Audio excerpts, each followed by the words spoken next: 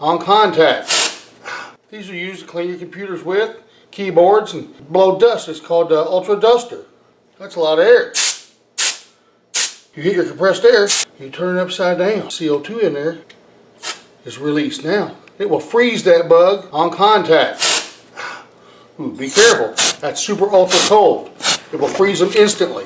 You freeze a big bug on a wall, it'll crystallize and freeze like ice.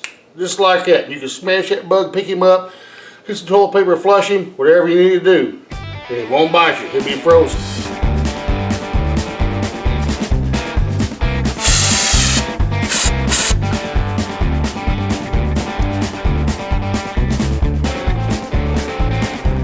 Put it on the corner. See if I can shoot it. Got it.